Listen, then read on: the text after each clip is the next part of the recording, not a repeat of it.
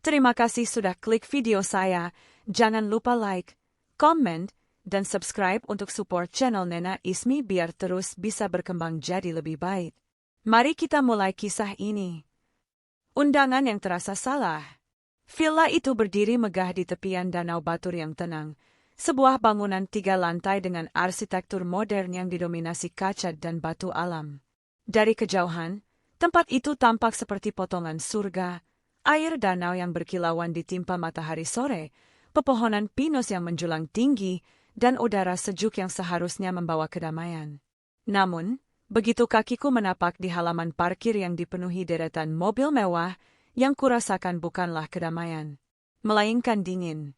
Dingin yang merayap bukan dari udara pegunungan, tapi dari firasat buruk yang mencengkeram ulu hati. Ibu, ayo turun. Jangan bengong di situ. Suara Aruna, putri semata wayangku, membuyarkan lamunanku. Ia tersenyum lebar, wajahnya berbinar penuh harap. Aruna mengenakan gaun biru muda yang kubelikan bulan lalu, sederhana namun cantik melekat di tubuhnya yang ramping. Di sebelahnya berdiri Bayu, suaminya, yang sibuk membetulkan kacamata hitam sambil melirik jam tangan mahalnya, seolah kehadiranku di sana hanyalah sebuah keterlambatan yang mengganggu jadwal. Iya, Nak, ibu cuma mengagumi pemandangannya, dustaku pelan sambil melangkah keluar dari mobil sewaan yang kami tumpangi. Mobil ini terlihat begitu kusam dan kecil dibandingkan dengan Pajero dan Alphard milik keluarga besar Bayu yang sudah terparkir rapi. Sejak awal, tundangan ini terasa ganjil. Selama 3 tahun pernikahan Aruna, keluarga Bayu tidak pernah sekalipun mengundangku dalam acara liburan keluarga mereka. Bagi mereka, keluarga pengusaha tekstil yang merasa darahnya lebih biru dari tinta, aku hanyalah seorang janda pensiunan yang hidup dari uang tabungan dan tidak selevel. Mereka tidak tahu siapa aku sebenarnya, dan selama ini aku memilih diam demi menjaga harga diri suami Aruna. Ingat ya, Bu, bisik Aruna sambil menggandeng lenganku erat, seolah menyalurkan kekuatannya padaku. Ini momen penting buat Mas Bayu. Ibunya Mas Bayu bilang, ini acara, pembuktian, kalau kita semua bisa rukun. Jadi, tolong, kalau ada omongan Tante Siska atau ibu mertua yang agak pedas, anggap saja angin lalu ya. Tatapan memohon di mata Aruna membuat hatiku perih. Anakku yang lembut, yang selalu berusaha menyenangkan hati semua orang, kini harus memohon agar ibunya sendiri bersabar menghadapi penghinaan. Ibu mengerti, Runa. Demi kamu. Jawabku singkat. Kami berjalan menuju pintu utama villa. Suara tawa riuh rendah terdengar dari arah teras belakang yang menghadap langsung ke danau. Begitu kami muncul, tawa itu tidak berhenti, tetapi nadanya berubah. Ada jeda sepersekian detik, keheningan canggung yang disengaja, sebelum bisik-bisik dimulai. Di tengah kerumunan itu duduk Bu Ratna, ibu mertua Aruna, layaknya seorang ratu yang dikelilingi dayang-dayang. Ia mengenakan kacamata besar dan topi lebar, menyesap jus jeruk tanpa menoleh sedikit pun ke arah kami. Wah, akhirnya datang juga sang putri dan ibunya, celetuk Siska, kakak perempuan Bayu, dengan nada yang dibuat-buat ramah namun matanya menelusuri penampilanku dari ujung kaki ke ujung kepala. Tatapannya berhenti pada sepatu sandalku yang tua namun nyaman. Sudut bibirnya terangkat jijik. Maaf kami terlambat, Mbak. Tadi macet di jalan keluar tol. Aruna menjawab dengan sopan, mencoba mencairkan suasana. Bukan macet kali, Ran. Mobilnya aja yang gak kuat nanjak. Sahut seorang sepupu laki-laki Bayu, disambut gelak tawa yang lain. Bayu, yang seharusnya membela istrinya, justru ikut tersenyum kecut, tidak berani menatap mata Aruna. Aku menarik napas panjang, menahan gejolak di dada. Tanganku mengepal di sisi tubuh. Sabar, batinku. Ini demi Aruna. Sudah. Jangan digoda terus. Kasihan, lihat tuh mukanya sudah merah. Bu Ratna akhirnya bersuara, meski tanpa menatap kami. Ia melambaikan tangan dengan malas. Kalian taruh barang-barang di kamar belakang, yang dekat dapur. Kamar utama dan lantai atas sudah penuh dipakai keluarga inti. Kamar belakang dekat dapur. tempat yang biasanya diperuntukkan bagi asisten rumah tangga atau sopir. Aruna terdiam sejenak, wajahnya pias, namun ia cepat-cepat mengangguk. Baik, Bu. Terima kasih sudah diizinkan menginap. Saat kami berjalan menyeret koper melintasi ruang tengah yang mewah menuju bagian belakang villa yang suram, aku sempat menoleh ke arah danau melalui pintu kaca raksasa. Air danau itu tenang, permukaannya gelap dan tak tertembus pandangan. Angin bertiup kencang, membuat pepohonan di sekitarnya bergoyang seolah melambai panik. Firasat itu datang lagi, lebih kuat dari sebelumnya. Rasanya seperti ada tangan dingin yang mencekik leherku. Bu, panggilku pelan pada Aruna saat kami sampai di kamar sempit yang pengap itu. Kamu yakin ini aman? Firasat ibu tidak enak. Cara mereka menatapmu, itu bukan tatapan keluarga. Aruna duduk di tepi kasur tipis, menghela napas lelah. Ibu jangan khawatir berlebihan. Mereka memang begitu gaya bercandanya, agak kasar. Tapi kata Mas Bayu, hari ini mereka mau ngajak aku main games di pinggir danau. Katanya untuk seru-seruan dan keakraban. Mas Bayu janji bakal jagain aku. Bercanda, ulangku sangsi. Sejak kapan penghinaan disebut bercanda? Ayolah, Bu. Sekali ini saja, pinta Aruna lagi. Aku tidak bisa menolak permintaan itu. Namun, saat aku melihat keluar jendela kamar kecil itu, melihat Bayu dan sepupu-sepupunya sedang berkumpul di dermaga kayu sambil menunjuk-nunjuk ke arah air yang dalam, jantungku berdegup kencang. Mereka tertawa, tapi bukan tawa bahagia. Itu tawa para pemburu yang baru saja melihat mangsanya masuk ke dalam perangkap. Hari itu, di bawah langit yang mulai mendung, benih bahaya telah ditanam. Dan aku, dengan segala keterbatasan posisiku saat ini, hanya bisa berdoa agar firasat seorang ibu ini salah. Bahwa, kebersamaan keluarga, ini tidak akan berakhir menjadi mimpi buruk yang tak bisa kubayangkan. Tapi jauh di lubuk hatiku, aku tahu badai akan datang. Tawa yang terlalu keras. Matahari mulai condong ke barat, melemparkan bayangan oranye kemerahan di atas permukaan danau yang beriak gelisah. Udara semakin dingin, menusuk hingga ke tulang, namun rasa dingin yang kurasakan di teras belakang villa ini bukan berasal dari angin. Itu adalah dinginnya pengucilan. Di area panggangan barbeque yang terletak hanya beberapa meter dari bibir danau, keluarga besar Bayu sedang berkumpul.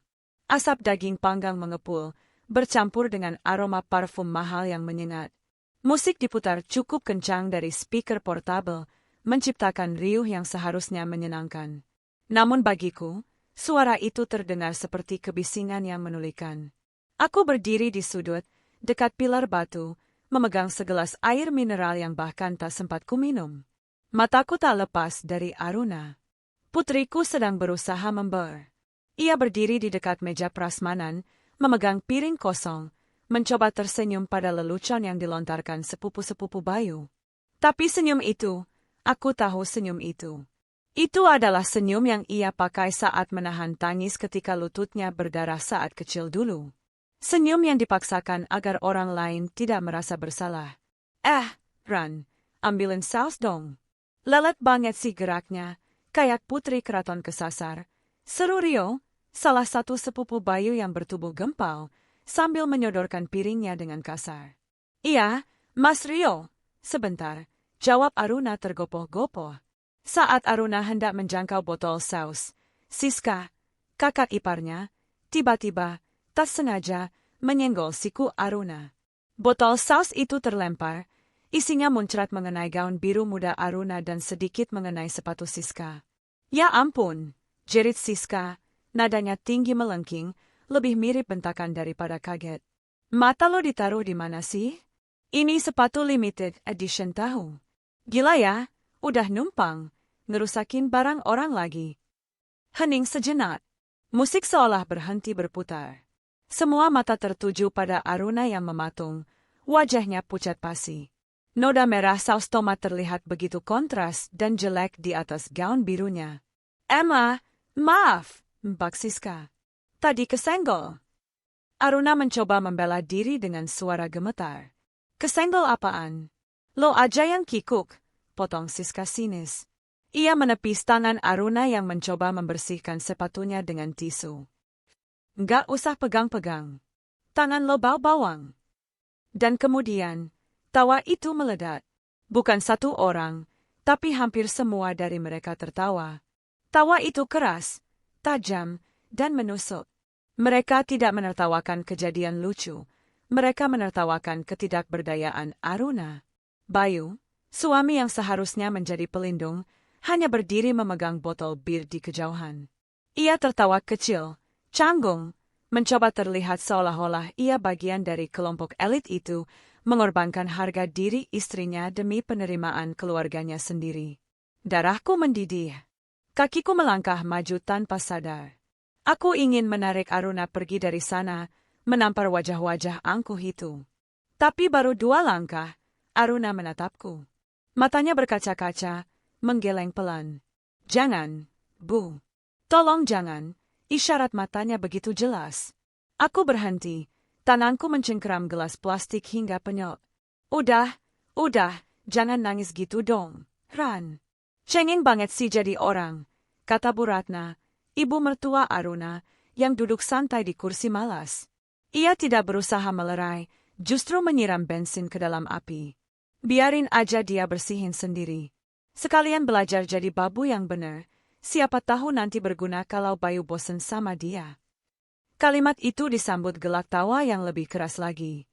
Tawa mereka terdengar seperti lolongan serigala yang sedang mempermainkan kelinci yang sudah terluka kakinya. Setelah insiden itu, permainan mereka menjadi semakin fisik. Mereka mulai bergeser lebih dekat ke arah dermaga kayu yang menjorok ke danau. Dalihnya adalah foto bersama. Aruna ditarik paksa untuk ikut, ditempatkan di posisi paling pinggir, paling dekat dengan air. Aku melihat Rio mendorong bahu Aruna pelan. Awas jatuh, Ran, serunya sambil tertawa. Aruna terhuyung sedikit, berusaha menyeimbangkan tubuhnya di atas kayu yang licin karena lumut dan cipratan air. Jantungku mencelos. Mas, jangan dorong-dorong, pinta Aruna lirih. Ah, elah. Bercanda doang kali. Tegang amat kayak mau dieksekusi, sahut sepupu perempuan yang lain sambil mencubit lengan Aruna, cukup keras hingga aku bisa melihat Aruna meringis. Dorongan-dorongan kecil itu terus terjadi berulang kali. Senggolan bahu, injakan kaki yang tidak sengaja, hingga tarikan rambut saat mereka berpura-pura merangkul untuk selfie. Setiap kali Aruna hampir terjatuh atau mengadu kesakitan, tawa mereka meledak semakin keras. Aku mengamati wajah-wajah mereka dari jarak 5 meter. Tidak ada kehangatan keluarga di sana. Mata mereka berkilat-kilat aneh. Itu adalah tatapan predator yang sedang menikmati ketakutan mangsanya. Mereka menikmati kontrol itu, kuasa untuk menyakiti seseorang yang tidak berani melawan. Firasat buruk yang kurasakan sejak awal kini berubah menjadi kepanikan yang nyata. Angin bertiup semakin kencang, membuat ombak danau mulai menghantam batu-batu karang di bawah dermaga dengan suara debur yang mengerikan. Batu-batu itu tajam, hitam, dan tak kenal ampun. Aruna, kesini sebentar, ibu mau bicara, seruku akhirnya, tak tahan lagi. Suaraku bergetar menahan amarah. Siska menoleh padaku, tatapannya meremehkan. Duh, ibu mertua protektif banget sih. Anaknya nggak bakal dimakan kok, Bu. Cuma main-main air sedikit. Biar nggak kaku. Iya, Bu. Santai aja, tambah Bayu, akhirnya bersuara. Tapi suaranya hampa, tanpa wibawa. Cuma bercanda kok. Bercanda. Kata itu terasa seperti racun di telingaku. Saat itu, aku melihat Rio dan 2 sepupu lainnya saling bertukar pandang. Ada kode rahasia dalam senyum miring mereka. Mereka mendekati Aruna yang berdiri gemetar di ujung dermaga, membelakangi danau yang gelap. Punggungku meremang. Naluri ibuku menjerit keras, lari. Tapi aku terlambat. Detik itu, tawa mereka mencapai puncaknya, terlalu keras, terlalu jahat, menutupi suara hati nurani yang mungkin sudah lama mati di dalam dada mereka. Dan di tengah tawa itulah, bencana bersiap untuk menerkam. Cuma bercanda. Langit di atas danau Batur kini berubah menjadi abu-abu pekat, seolah alam sendiri menolak menjadi saksi atas apa yang akan terjadi. Angin bertiup semakin kencang, menampar-nampar permukaan air hingga bergolat, menciptakan suara deburan yang beradu dengan dentuman musik dari speaker portabel. Di ujung dermaga kayu yang licin itu, Aruna berdiri seperti seekor domba yang terpojok di tepi jurang.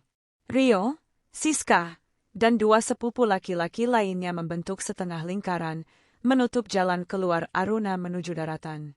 Mereka tertawa-tawa sambil memegang ponsel. Kamera diarahkan tepat ke wajah putriku yang pucat pasi. Lampu flash menyala berkedip-kedip, menyilaukan mata Aruna yang sudah basah oleh air mata ketakutan. "Ayo dong, Ran. Gaya dikit," seru Siska sambil mengunyah permen karet, sebelah tangannya merekam video story untuk media sosialnya. Masa mukanya tegang banget kayak mau dihukum mati? "Kita kan lagi happy-happy." "Mbak, tolong, aku takut air. Aku nggak bisa berenang." Suara Aruna terdengar lirih, nyaris hilang di telan angin. Ia merapatkan tubuhnya, memeluk dirinya sendiri seolah itu bisa melindunginya dari bahaya. "Halah, alasan. Orang cuma di pinggir doang kok. Manja banget sih jadi cewek." Rio menyahut kasar. Tiba-tiba, ia melompat maju seolah hendak menerkam. Aruna menjerit kaget, mundur selangkah ke belakang. Tumitnya kini benar-benar berada di ujung papan kayu terakhir. Di bawahnya, air danau yang gelap dan batu-batu cadas hitam menunggu dengan sabar. "Rio, berhenti!" teriakku sekuat tenaga dari teras villa. Jarak 15 meter yang memisahkan kami terasa seperti ribuan kilometer. Kakiku berlari secepat yang aku bisa, menerjang rumput basah, tapi tubuh tuaku kalah cepat dengan niat jahat mereka. Mereka tidak mendengarku. Atau mungkin, mereka memilih untuk tuli. "Prank dikitlah, biar seru." Rio memberi kode mata pada sepupu di sebelahnya, seorang pemuda bernama Dito. Dalam hitungan detik, dunia seakan melambat. Aku melihat seringai di wajah Rio melebar. Aku melihat Bayu, menantuku, yang berdiri agak jauh sambil memegang botol bir, hanya tersenyum simpul melihat istrinya dipermainkan. Ia tidak bergerak. Ia tidak melarang. Ia membiarkan, lelucon, itu terjadi. 1, 2, Rio menghitung mundur dengan nada mengejek. "Jangan, pekiku," suaraku pecah di tenggorokan. 3. Bukan dorongan main-main. Rio dan Dito secara bersamaan mendorong bahu Aruna dengan kedua tangan mereka. Kuat, sengaja, penuh tenaga.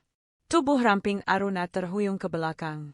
Keseimbangannya hilang seketika. Tangan putriku menggapai-gapai udara kosong, mencoba mencari pegangan yang tak ada. Wajahnya, wajah anakku yang cantik dan lembut itu, memancarkan teror murni tepat sebelum ia terlempar dari dermaga. Brok, bunyi itu bukan bunyi tubuh yang menyentuh air. Itu adalah bunyi yang jauh lebih mengerikan. Bunyi tulang yang menghantam benda keras. Tubuh Aruna tidak jatuh langsung ke air yang dalam. Ia terhempas keras menghantam batu cadas besar yang menonjol di pinggir danau sebelum akhirnya terguling lemas ke dalam air. Dunia mendadak hening. Musik seolah mati. Angin seolah berhenti. "Aruna," jeritku histeris. Aku sampai di ujung dermaga tepat saat tubuh putriku mulai tenggelam. Air di sekitar batu itu seketika berubah warna. Merah. Merah pekat yang menyebar dengan cepat seperti tinta yang ditumpahkan di atas kain sutra. Darah segar mengucur deras dari kepala bagian belakang Aruna, bercampur dengan air danau yang keruh. Tubuhnya sempat meronta lemah, refleks terakhir dari naluri bertahan hidup, sebelum akhirnya diam, mengambang dengan posisi telungkup. Gaun biru mudanya kini ternoda merah mengerikan, mengembang di permukaan air seperti bunga kematian. Aku melompat turun ke bagian dermaga yang lebih rendah, nyaris tergelincir, mataku nanar menatap ke bawah. Jantungku rasanya diledakkan dari dalam dada. Namun, yang membuat darahku membeku bukan hanya pemandangan putriku yang sekarat, melainkan suara yang terdengar di belakangku. Di atas dermaga, mereka tertawa. "Hahaha, mampus. Basahkan lo," seru Rio, terbahak-bahak sambil memegang perutnya. "Anjir, suaranya kencang banget pas jatuh. Epic fail. timpal Dito sambil terus merekam. Ponsel mereka masih teracung, merekam tubuh Aruna yang mulai tenggelam perlahan. Lihat tuh, dia pura-pura pingsan. Drama banget sumpah, celetuk Siska, menunjuk ke arah Aruna yang tak bergerak. Ran, nggak usah acting deh. Bangun woi, nggak lucu. Mereka tidak sadar. Atau mereka terlalu bodoh dan terlalu jahat untuk peduli. Mereka pikir darah yang mulai menyebar itu adalah bagian dari lelucon. Mereka pikir nyawa manusia adalah konten hiburan. Tolong, anakku! Dia berdarah, teriakku pada mereka, wajahku basah oleh air mata dan cipratan air danau. Aku menoleh pada Bayu yang masih berdiri mematung. Bayu, istrimu, tolong dia. Dia bisa mati. Baru saat itulah tawa Rio sedikit mereda. Ia menyipitkan mata, melihat warna merah pekat yang semakin meluas di air. Itu darah beneran, tanyanya ragu, nadanya mulai goyah. Tapi aku tidak punya waktu untuk meladeni kebodohan mereka. Putriku sedang meregang nyawa di depan mataku, sementara para pembunuhnya masih berdiri memegang ponsel dengan senyum yang mulai luntur menjadi kebingungan tolol. Di detik itu, batas kesabaranku hancur lebur. Rasa hormatku pada keluarga terpandang, ini musnah, digantikan oleh kebencian yang menyala-nyala, sepanas api neraka. Aruna mulai tenggelam sepenuhnya. Rambut hitamnya yang panjang melambai-lambai di bawah permukaan air, seolah mengucapkan selamat tinggal. Tanpa berpikir dua kali, dengan sisa tenaga tua yang kumiliki, aku bersiap terjun ke dalam air dingin yang mematikan itu. Aku tidak peduli jika aku harus mati, asalkan aku bisa meraih tangan putriku sekali lagi.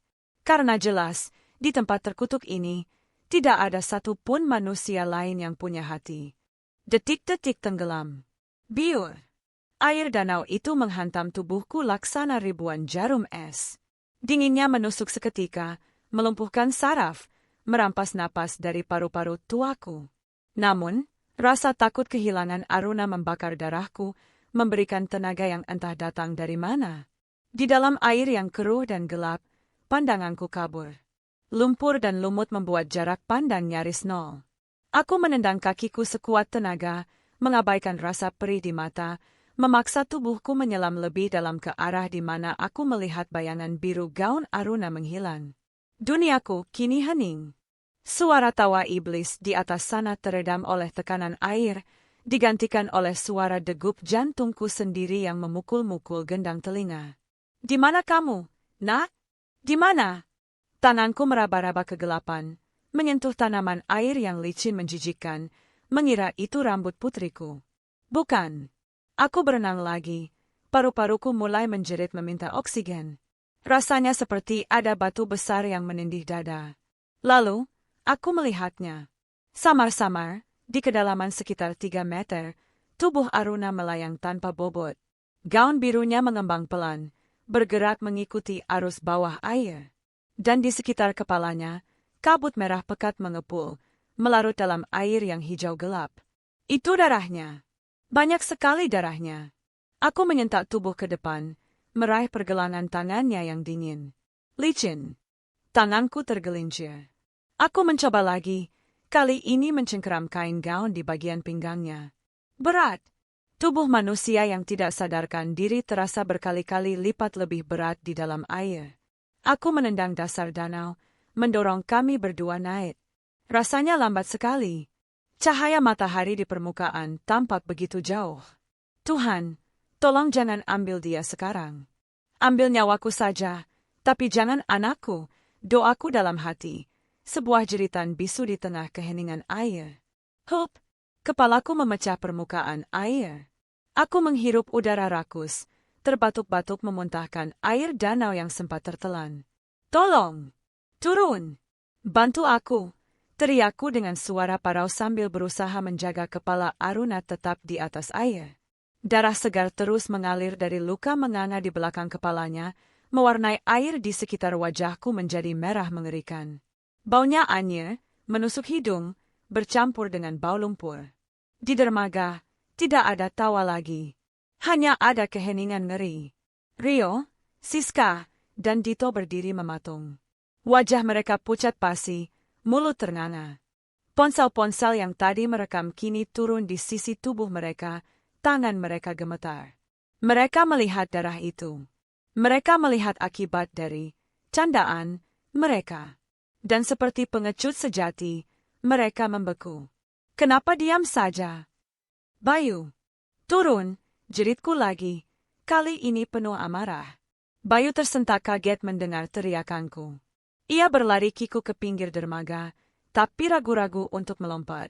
Ia melihat setelan kemeja mahalnya, lalu melihat air yang berdarah. Keraguan itu hanya sedetik, tapi bagiku itu adalah pengkhianatan seumur hidup. Akhirnya, bukan Bayu, melainkan seorang penjaga villa tua yang kebetulan lewat di kejauhan yang berlari mendekat dan langsung melompat ke air. Dengan bantuannya, kami menyeret tubuh Aruna ke tepian berbatu yang dangkal. Hati-hati, Bu. Kepalanya parah, ujar penjaga itu dengan napas terengah-engah saat kami membaringkan Aruna di atas rerumputan basah. Aku tidak peduli pada rasa lelah yang membuat tubuhku gemetar hebat.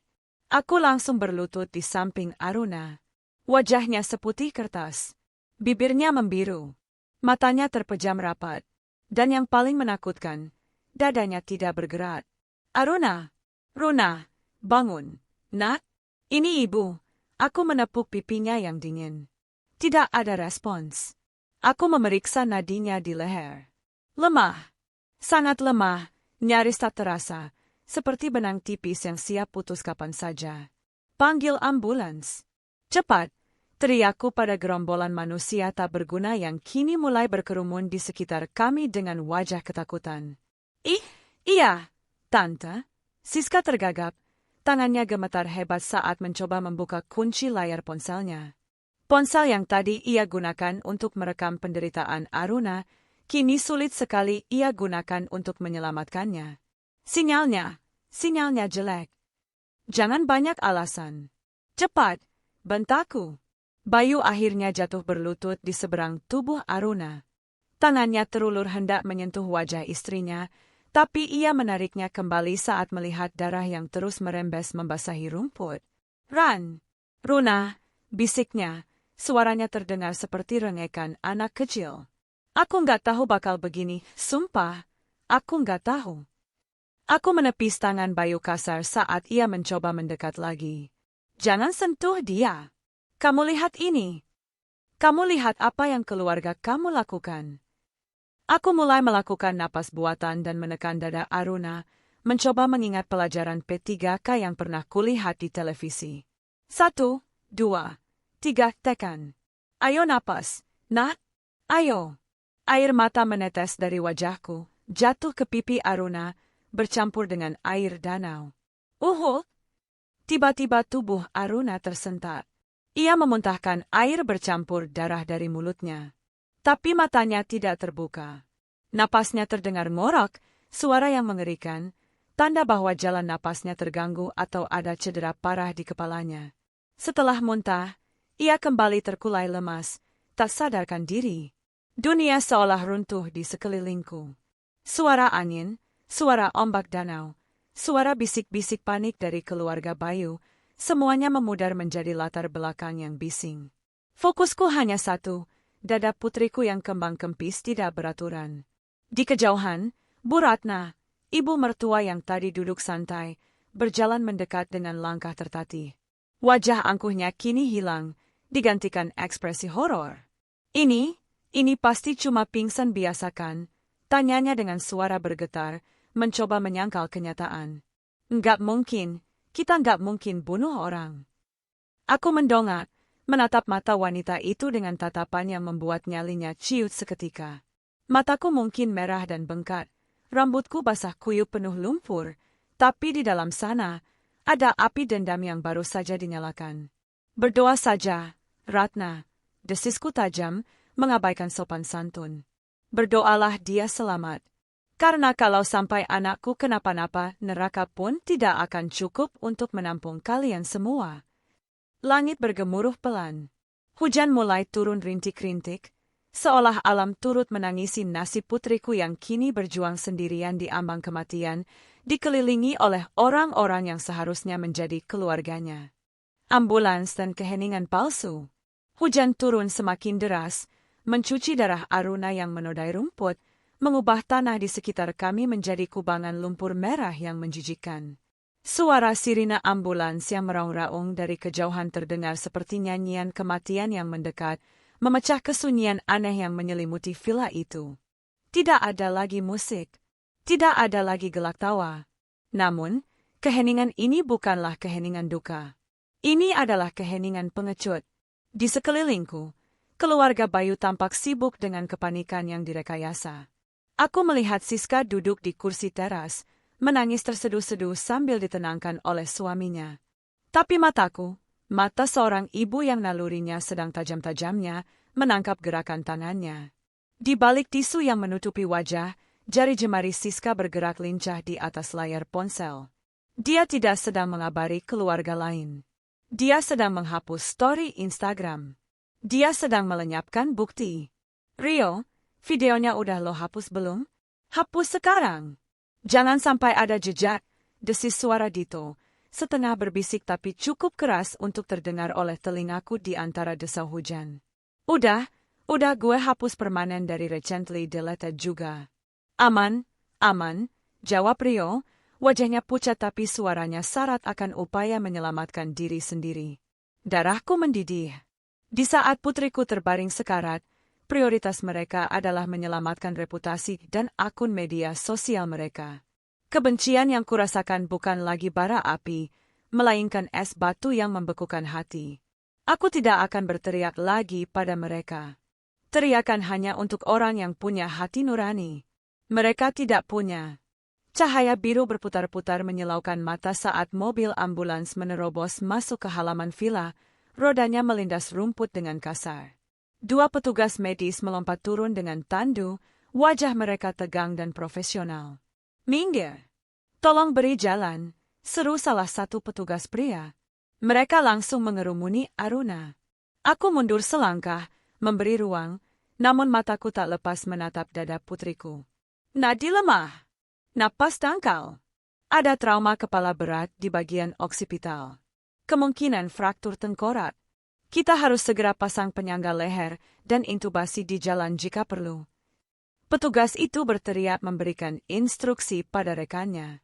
Kata-kata medis itu terdengar asing namun mengerikan di telingaku. Saat tandu diangkat, Bu Ratna tiba-tiba maju. Dengan wajah yang diatur sedemikian rupa agar terlihat sembab dan prihatin, ia mendekati petugas medis. Sus, tolong lakukan yang terbaik ya. Biayanya jangan dipikirkan. Kami yang tanggung semua. Dia menantu kesayangan saya, ucap Bu Ratna dengan suara bergetar yang dibuat-buat. Ia bahkan sempat menyeka ujung matanya yang kering. Tadi dia terpeleset saat main di pinggir danau. Musibah, benar-benar musibah. Terpeleset. Satu kata itu membuatku menoleh tajam ke arah Bu Ratna.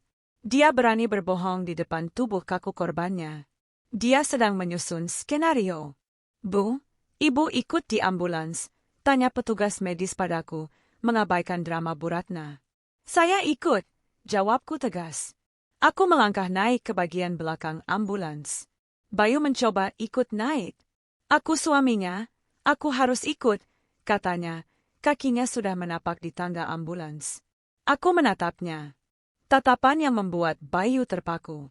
Tidak ada amarah meledak-ledak, hanya tatapan kosong yang menusuk. Aku mendorong dadanya pelan, tapi cukup kuat untuk membuatnya mundur kembali ke aspal basah. Kamu bawa mobil sendiri. Jangan kotori udara di sini dengan napasmu, ucapku dingin. Pintu ambulans ditutup. Suara sirine kembali meraung. Kali ini membawa kami menjauh dari neraka dunia itu menuju rumah sakit. Di dalam kotak besi yang berguncang itu, hanya ada bunyi bip-bip monitor jantung dan suara desis oksigen. Aku memegang tangan Aruna yang sedingin es. Wajahnya yang damai namun pucat membuat air mataku menetes lagi. Tapi kali ini, aku tidak membiarkan diriku larut dalam tangisan. Tanganku yang gemetar merogoh saku celana, mengeluarkan ponsel tua yang layarnya sudah retak 1000. Ada satu nomor yang sudah bertahun-tahun tidak kuhubungi. Sebuah nomor yang kusimpan untuk keadaan darurat yang paling ekstrim. Aku selalu berharap tidak perlu menggunakannya, karena aku tahu konsekuensinya. Menggunakan nomor ini berarti membuka gerbang perang yang sesungguhnya. Tapi melihat keadaan Aruna, perang adalah satu-satunya jalan yang tersisa. Aku menekan tombol panggil. Tut! Tut! Panggilan tersambung pada dering kedua. Halo! Suara di seberang sana terdengar berat, berwibawa, dan sedikit terkejut. Dik Niar? Tumben sekali menelepon. Itu suara kakakku. Suara dari masa laluku yang kutinggalkan demi hidup sederhana. Suara dari dunia yang jauh lebih keras dan kejam daripada yang bisa dibayangkan oleh keluarga pedagang kain seperti mertua Aruna. Aku menarik napas panjang, menelan isak tangis yang hendak keluar, menggantinya dengan ketegasan yang sudah lama terkubur. Mas!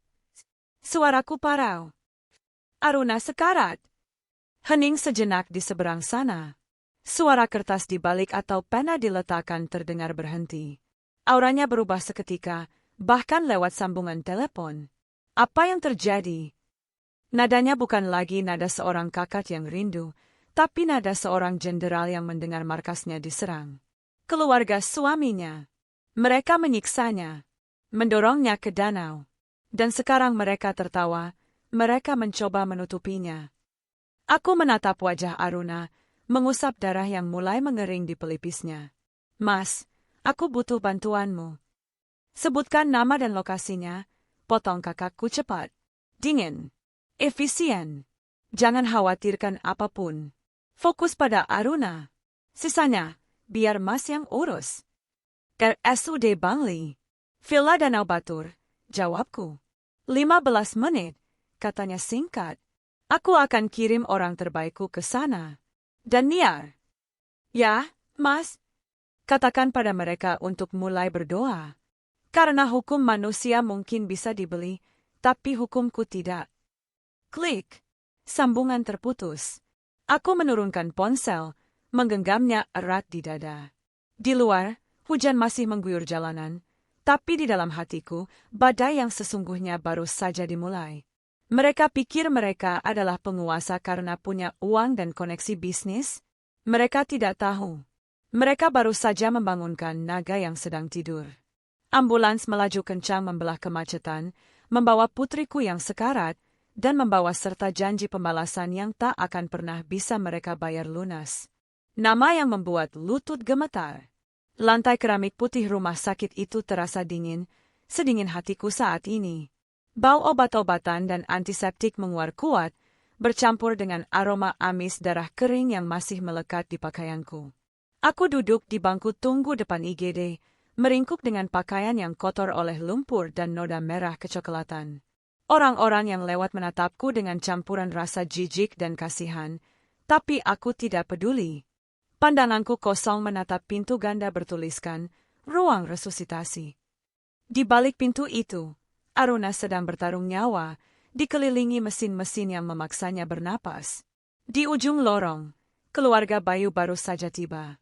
Mereka berjalan bergerombol, suara sepatu hak tinggi dan sepatu kulit mahal mereka memecah keheningan lorong rumah sakit. Penampilan mereka masih necis, meski rambut mereka agak berantakan karena angin. Tidak ada sedikit pun jejak lumpur di pakaian mereka. Tentu saja, mereka tidak pernah turun untuk membantu.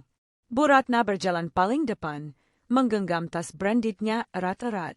Wajahnya tegang, tapi bukan karena sedih. Itu wajah orang yang sedang menghitung kerugian bisnis. Ia langsung menghampiriku, diikuti Siska dan Bayu yang mengekor seperti anak ayam. Bu Niar, panggil Bu Ratna. Suaranya rendah tapi penuh penekanan. Ia berdiri menjulang di depanku yang duduk lemas. Saya sudah bicara dengan pihak rumah sakit. Kami yang akan menanggung semua biaya VIP. Dokter terbaik, obat termahal, semuanya. Aku tidak menjawab. Mataku tak berkedip menatap pintu IGD. Dengar tidak, Bu? Siska menyahut tidak sabar, menyenggol lenganku dengan ujung tasnya. Ibu saya lagi ngomong tuh. Sopan dikit, Cat. Kita udah berbaik hati mau tanggung jawab. Ini musibah, Bu Niar, lanjut Bu Ratna. kini mengeluarkan buku cek dari tasnya. Ia menuliskan sederet angka dengan cepat, lalu merobek kertas itu dan menyodorkannya ke pangkuanku. Ini untuk pegangan ibu selama di sini. 50 juta untuk awal. Nanti kalau Aruna sembuh, kita tambah. Tapi tolong, kejadian di danau tadi, kita sepakati sebagai kecelakaan murni. Aruna terpeleset karena selfie. Jangan sampai ada omongan macam-macam ke polisi. Reputasi perusahaan suami saya sedang go public. Kami tidak mau ada skandal. Aku menunduk, melihat cek itu. Kertas bernilai 50 juta rupiah tergeletak di atas celana kusamku yang penuh noda darah putriku. Perlahan, aku mengambil kertas itu. Siska mendengus meremehkan. Tuh kan, ujung-ujungnya juga duit. Sok drama banget sih tadi. Dengan gerakan tenang, aku meremas kertas cek itu menjadi bola kecil, lalu menjatuhkannya ke lantai, tepat di dekat sepatu mahal Bu Ratna. Uangmu, suaraku serak, kering, nyaris tak terdengar, tidak akan cukup untuk membeli kain kafan kalian sendiri. Wajah Bu Ratna memerah padam. Ibu jangan kurang ajar ya. Sudah untung kami mau bantu. Ibu pikir ibu siapa? Cuma pensiunan janda yang numpang hidup. Kalimat Bu Ratna terpotong oleh suara derap langkah kaki yang berat dan teratur. Bukan satu atau dua orang, tapi banyak. Lorong rumah sakit yang tadinya sepi mendadak riuh. Pintu utama koridor IGD terbuka lebar. 4 orang berseragam polisi dengan pangkat perwira melangkah masuk dengan tegap. Di belakang mereka, mengikuti 2 pria berjas hitam rapi dengan postur tubuh tegap dan tatapan tajam, serta seorang pria parubaya yang mengenakan seragam dinas kejaksaan. Aura mereka membuat udara di lorong itu terasa padat seketika. Bu Ratna yang tadinya berapi-api mendadak tersenyum lebar. Ia merapikan rambutnya, mengira rombongan itu datang untuknya. Ah, syukurlah.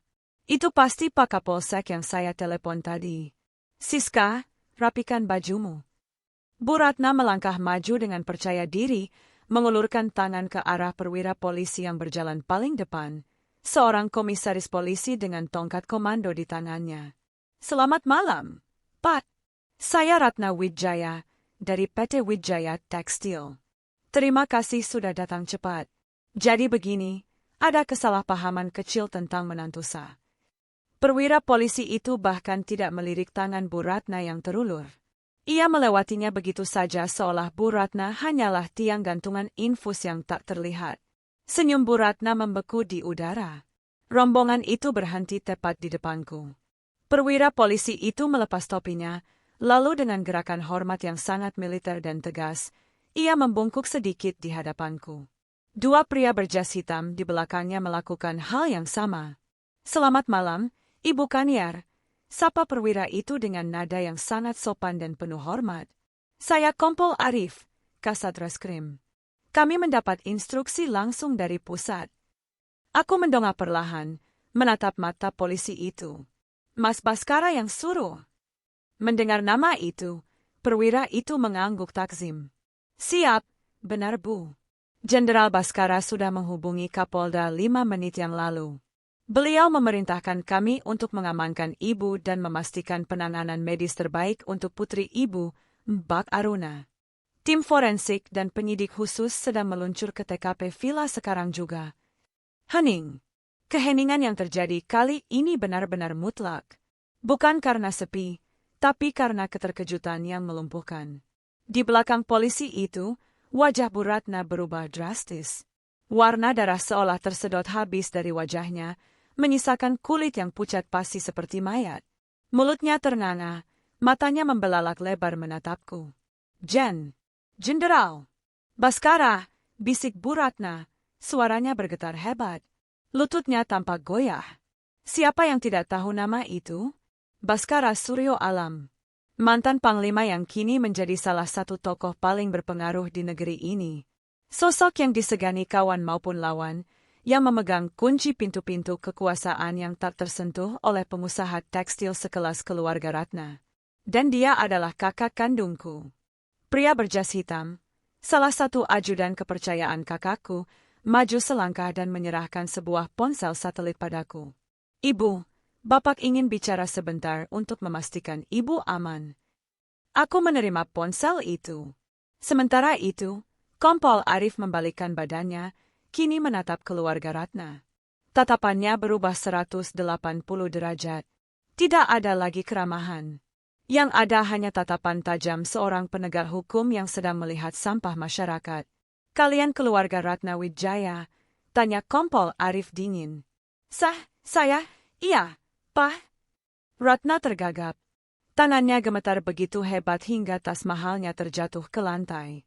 Bro, bunyi tas jatuh itu terdengar sangat keras di kesunyian yang mencekam. Amankan mereka, perintah Kompol Arif pada anak buahnya. Sita semua ponsel mereka sekarang juga.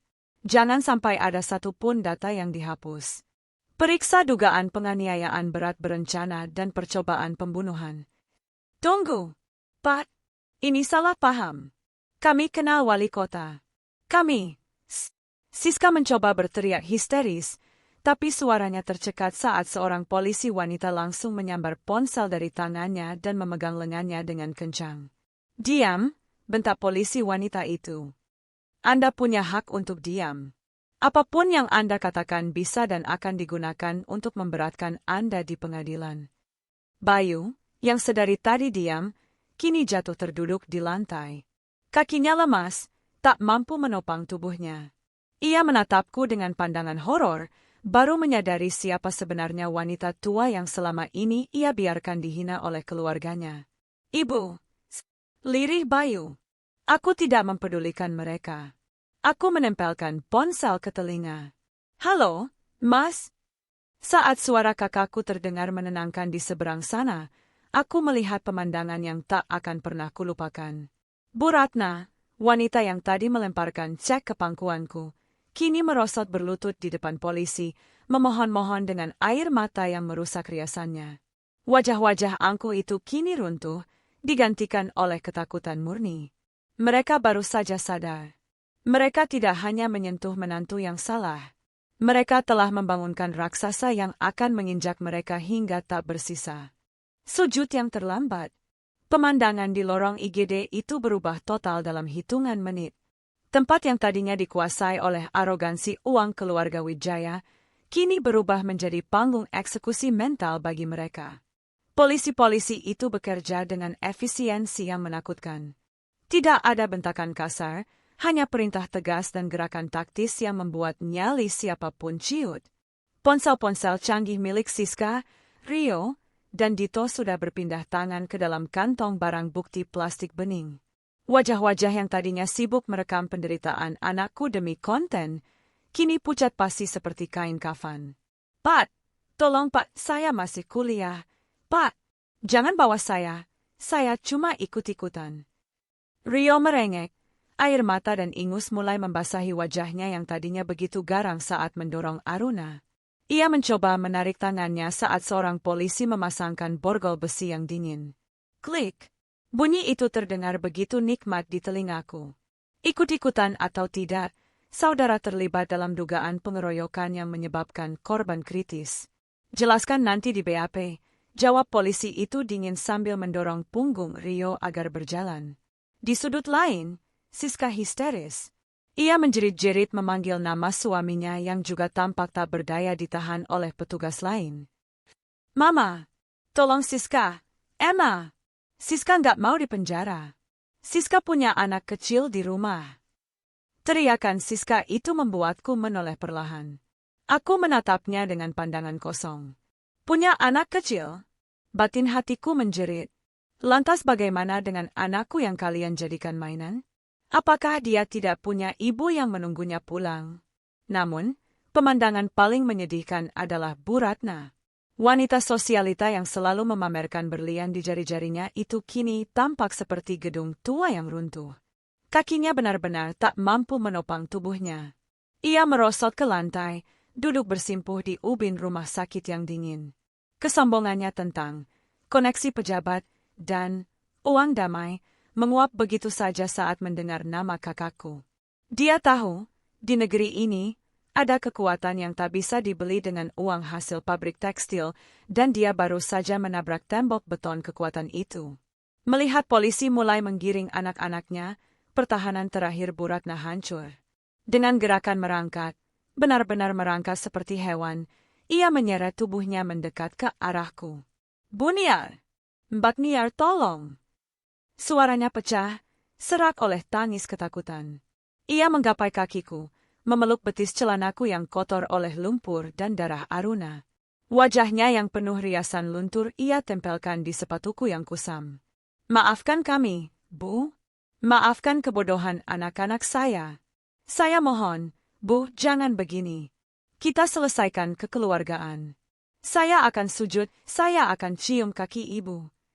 Ratna meratap, benar-benar menempelkan dahinya ke ujung sepatuku.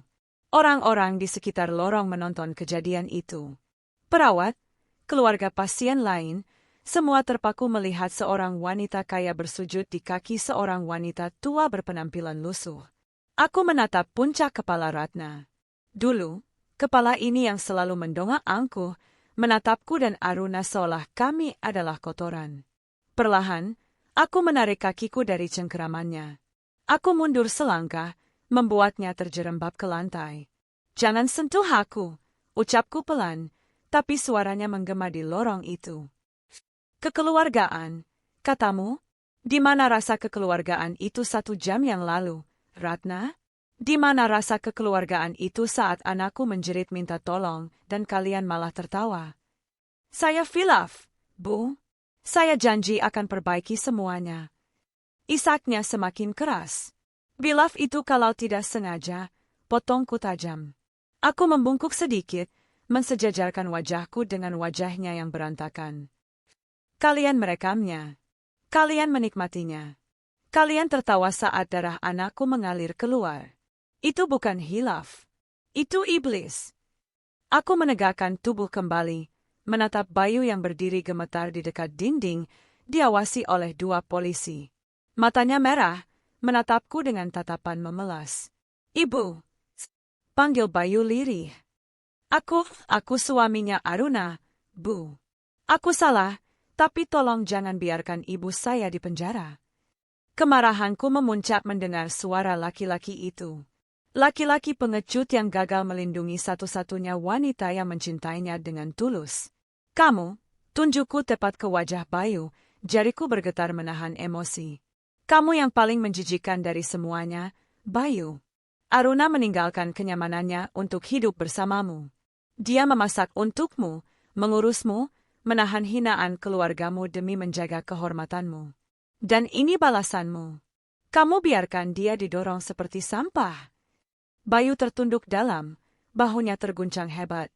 Ia menangis, tapi tangisannya tidak ada artinya bagiku sekarang. "Simpan air mata kalian," kataku dingin, menatap mereka satu persatu. "Simpan sujud kalian." Karena Aruna belum sadar.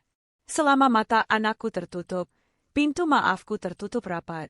Bahkan jika kalian bersujud sampai dahi kalian berdarah pun, itu tidak akan bisa mengembalikan 1 tetes darah Aruna yang tumpah di danau itu. Aku menoleh pada Kompol Arif yang berdiri sabar menunggu di sampingku. "Pak," kataku, "tolong bawa sampah-sampah ini dari hadapan saya. Baunya membuat saya mual." "Siap, laksanakan," jawab Kompol Arif tegas. Ia memberi isyarat tangan. "Ayo, jalan," bentak petugas pada Rio dan Siska yang mulai meronta-ronta lagi. "Ibu! Tante Niar!" "Jangan!" teriakan Siska melengking, semakin jauh, semakin sayup, saat mereka digiring paksa keluar dari area IGD menuju mobil tahanan yang menunggu. Bu Ratna harus dipapah oleh 2 orang polwan karena kakinya lemas tak bertulang, terus-menerus menggumamkan kata ampun yang tak lagi berguna. Dalam sekejap, lorong itu kembali hening. Hanya tersisa aku, 2 ajudan kakakku yang berdiri tegap menjaga jarak, dan pintu ruang resusitasi yang masih tertutup rapat. Kakiku terasa lemas setelah luapan emosi itu. Aku kembali duduk di kursi tunggu, menyandarkan kepala ke dinding. Sujud mereka tadi, permohonan mereka rasanya hampa. Tidak ada kepuasan. Tidak ada rasa senang. Karena kemenangan sesungguhnya bukan melihat mereka hancur. Kemenangan sesungguhnya adalah melihat Aruna membuka mata. "Bertahanlah," Nak, bisikku pada udara kosong. Ibu sudah bersihkan jalan untukmu. Tidak ada lagi yang akan menyakitimu. Jadi tolong, kembalilah. Dan di balik pintu itu, mesin monitor jantung berbunyi datar dan konstan, menjadi satu-satunya jawaban atas doaku yang menggantung di langit-langit rumah sakit. Kebenaran terbongkar. Jam dinding di ruang tunggu ICU menunjukkan pukul 3 pagi. Waktu terasa melambat, merangkak dengan menyakitkan. Di balik pintu kaca yang tertutup rapat, tim dokter bedah saraf masih berjuang menyambung benang kehidupan Aruna yang nyaris putus. Aku duduk membeku. Secangkir kopi hitam di tanganku sudah dingin sejak 2 jam lalu. Keheningan lorong dipecahkan oleh langkah kaki tegap Kompol Arif. Ia datang kembali. Kali ini tidak dengan tangan kosong, melainkan membawa sebuah tablet hitam. Wajahnya tampak lebih keras, rahangnya mengeras menahan amarah yang tampaknya sulit ia sembunyikan meskipun ia seorang aparat terlatih. Ibu Niar, sapanya pelan, duduk di kursi sebelahku dengan jarak yang sopan. Tim cybercrime kami sudah selesai bekerja. Seperti dugaan kami, mereka mencoba menghapus semuanya. Menghapus dari galeri, dari folder, sampah, bahkan mencoba melakukan factory reset pada 2 ponsel. Ia menghela napas panjang, lalu meletakkan tablet itu di meja kecil di antara kami. Tapi mereka lupa, Bu. Jejak digital tidak pernah benar-benar hilang, apalagi jika kami yang mencarinya. Kami berhasil memulihkan 3 video utama dari sudut pandang berbeda. Aku menatap layar tablet yang gelap itu. Jantungku berdegup kencang. Apakah aku sanggup melihatnya? Apakah aku sanggup menyaksikan detik-detik putriku dihancurkan? Ibu tidak harus menontonnya jika tidak kuat, tambah Kompol Arif lembut. Ini akan menjadi bukti utama di pengadilan. Sangat memberatkan. Putar, perintahku singkat. Aku harus tahu. Aku harus melihat apa yang mereka tertawakan. Kompol Arif mengangguk, lalu menekan tombol play. Video pertama berasal dari ponsel Siska. Kualitas gambarnya jernih, 4K, ironis sekali. Video itu dimulai dengan wajah Siska yang memenuhi layar, tersenyum lebar dengan lipstik merah menyala. Guys, lihat nih. Kita mau ngerjain si Upik Abu. Challenge dorong ke air, berani nggak dia? Suara Siska terdengar riang, seolah ia sedang memamerkan tas baru. Kamera kemudian berputar, menyorot Aruna yang berdiri ketakutan di ujung dermaga. Aku melihat bahu putriku gemetar. Aku melihat mulutnya bergerak mengucapkan kata takut dan tolong. Tapi suara di video itu menenggelamkannya. Suara tawa Rio, Dito, dan sorakan semangat dari sepupu yang lain.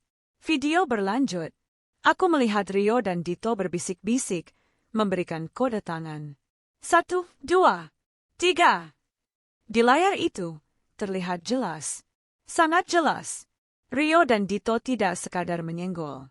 Mereka mengambil ancang-ancang. Tangan mereka mendorong punggung Aruna dengan tenaga penuh. Itu bukan dorongan main-main. Itu dorongan untuk mencelakakan. Tubuh Aruna terlempar. Kamera Siska sempat goyang karena dia tertawa, tapi kemudian fokus kembali tepat saat. Krak! Suara itu. Suara mengerikan saat kepala Aruna menghantam batu cadas terekam dengan jelas oleh mikrofon ponsel yang canggih. Lalu, air berubah merah. Video tidak berhenti di sana.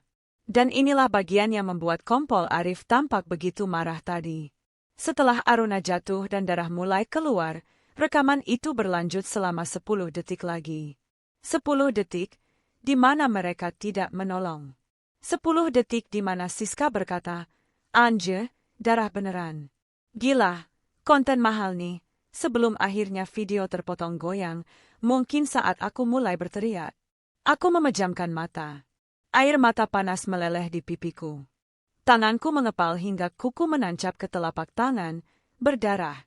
Rasanya sakit, tapi tidak sesakit apa yang dirasakan Aruna. Berdasarkan video ini dan interogasi yang kami lakukan 1 jam terakhir, peran mereka sudah jelas. Suara Kompol Arif memecah keheningan, nadanya dingin dan faktual. Ia menggeser layar tablet, menunjukkan foto-foto mugshot, foto tahanan mereka yang baru saja diambil. Wajah Rio bengkak karena menangis. Wajah Siska berantakan tanpa riasan. Wajah Bayu kosong. Rio dan Dito adalah pelaku eksekutor. Pasal 170 KUHP tentang pengeroyokan Yungto pasal 354 tentang penganiayaan berat yang direncanakan. Ancaman hukuman maksimal 12 tahun penjara, bisa lebih karena kondisi korban kritis. Kompol Arif menunjuk foto Siska. Siska, meskipun tidak menyentuh fisik, dia adalah inisiator. Dari percakapan WhatsApp yang kami bongkar, dialah yang mengusulkan ide, prank basah-basahan, ini di grup keluarga mereka. Dia juga yang merekam dan membiarkan korban terluka tanpa pertolongan. Dia kena pasal berlapis, termasuk UU ITE. Dan Bayu, tanyaku. Nama itu terasa pahit di lidahku. Suami korban. Kompol Arif berhenti sejenak, tampak jijik. Dia ada di lokasi. Dia melihat istrinya ketakutan. Dia mendengar rencana itu. Tapi dia diam.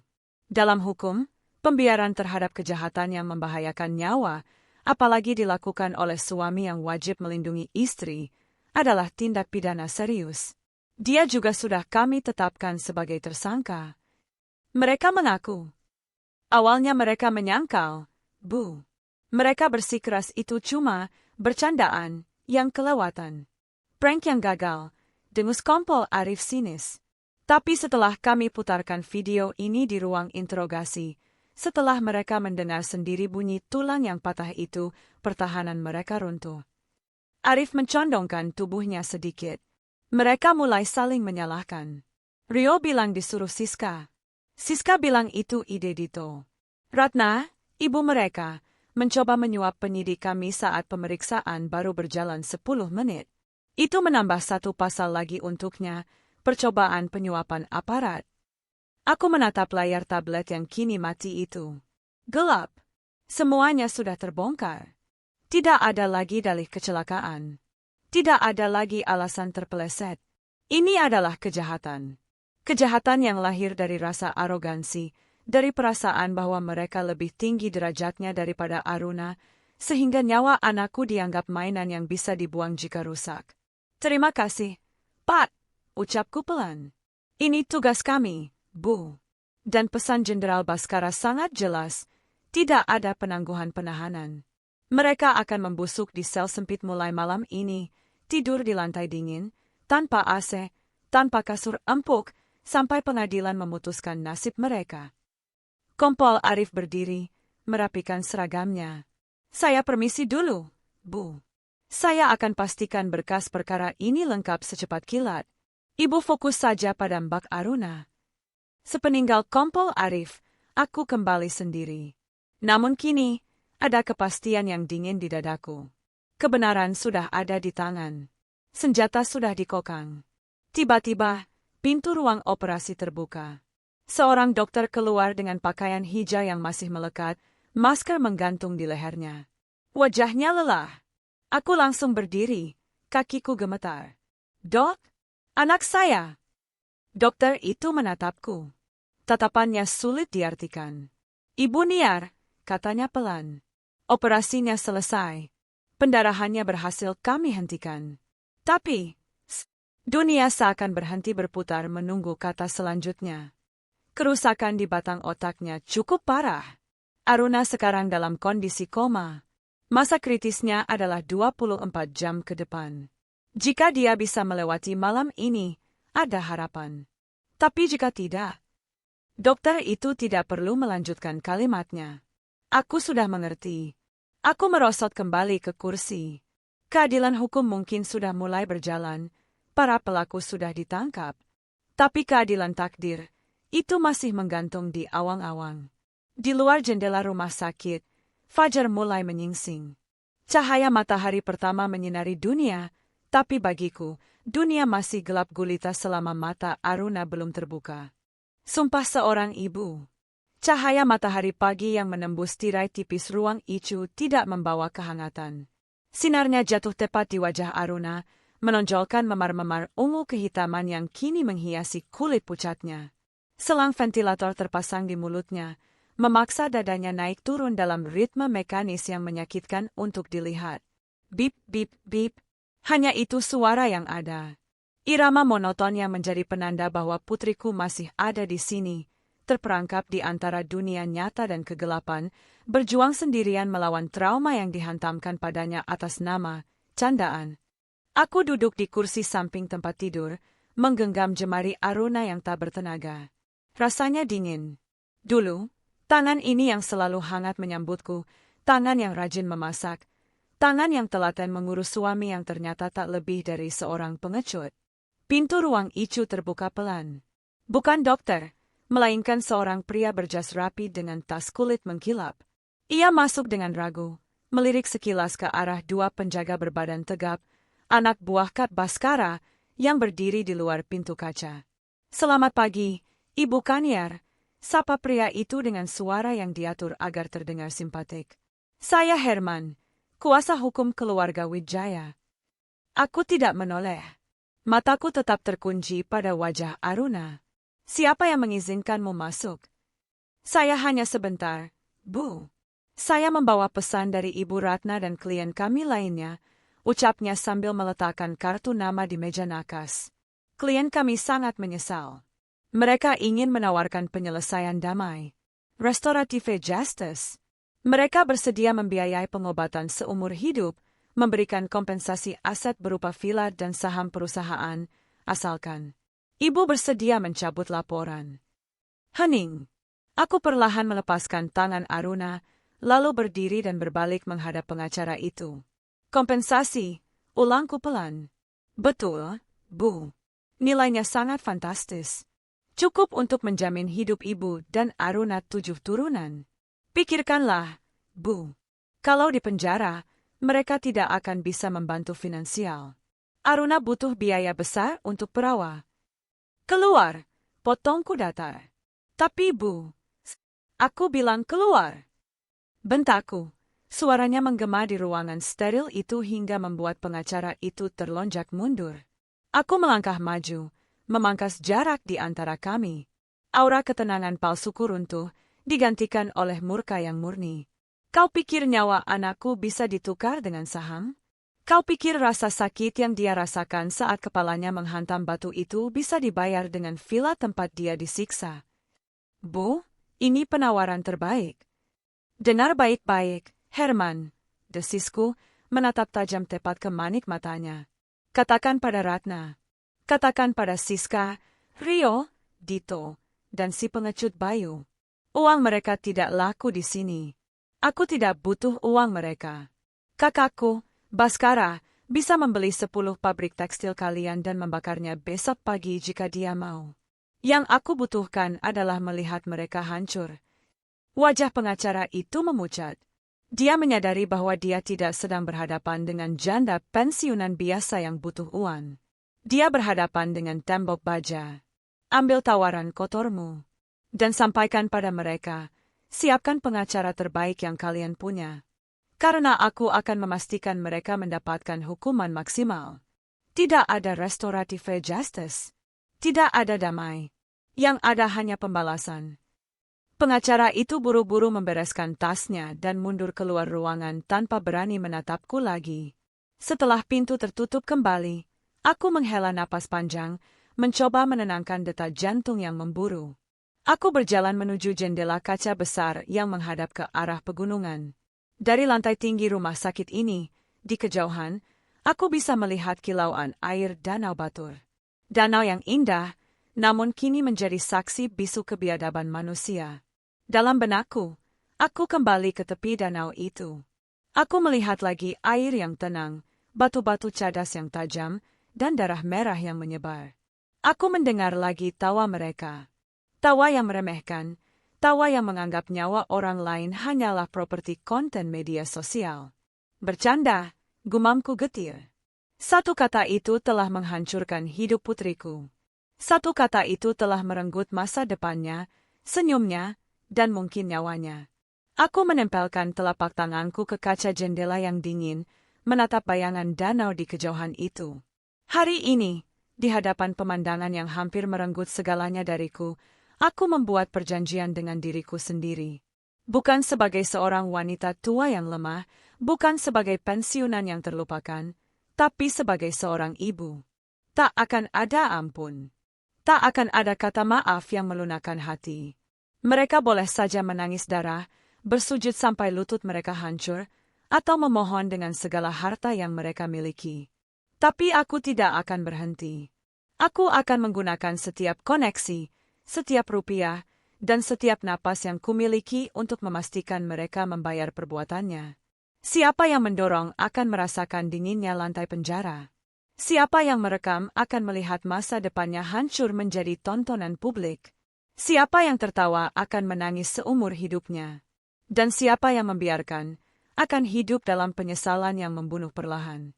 Aku berbalik, kembali menatap tubuh Aruna yang terbaring diam. Aku membungkuk, mencium keningnya yang dingin dan berbau obat. Tidurlah sebentar, nak. Berjuanglah, bisikku lembut di telinganya. Ibu akan menjagamu di sini. Dan ibu pastikan, saat kamu bangun nanti, dunia ini sudah bersih dari mereka yang menyakitimu. Keadilan akan datang. Aruna. Ibu bersumpah. Mesin monitor jantung terus berbunyi. Bip, bip, bip. Tapi bagiku, itu bukan lagi sekadar bunyi mesin. Itu adalah hitungan mundur bagi kehancuran keluarga Wijaya. Perang sudah dimulai, dan seorang ibu tidak akan pernah kalah dalam perang demi anaknya. Tamat.